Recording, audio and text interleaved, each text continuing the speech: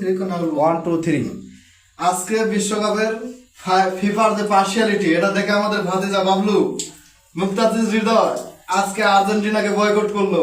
আজকে থেকে আর্জেন্টিনার ফ্যান আর সে নেই। আজকে থেকে সে ফিফাই বয়কট করলো, আর ফুটবল খেলে সে দেখবে না।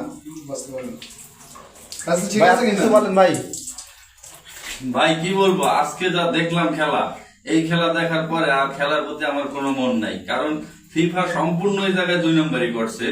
যেখানে মিশর প্রথম 2টা গোল দিল, তার একটা গোল তারা ক্যান্সেল করলো। ওই গোলটা পরিষ্কার গোল হয়েছে, একমাত্র আর্জেন্টিনাকে জেতানোর জন্য ফিফা এই কাজটা করছে। এটা দেখার পরে আমি আর আমার আবেগ ধরে রাখতে পারলাম না, আমি ফিফাই বয়কট করলাম। ফিফা ভুয়া তাহলে আপনি বলছেন কি ফিফা ভুয়া? ভুয়া, ফিফা সম্পূর্ণ ভুয়া। পুরা খেলাটায় দেখলাম যে আর্জেন্টিনার কোন রকম একটু পায়ে লাগলে ফাউল দিচ্ছে, প্লান্টি দিচ্ছে, প্লান্টিও মিস করছে মেসি। পরপর দুই ম্যাচে তা মিস করছে। তো এরপরে আর আমার এই ফিফা বা এই খেলা আর্জেন্টিনার প্রতি কোনো আকর্ষণ নাই, এর প্রতি কোনো আবেগ আকর্ষণ বা কিছু নাই।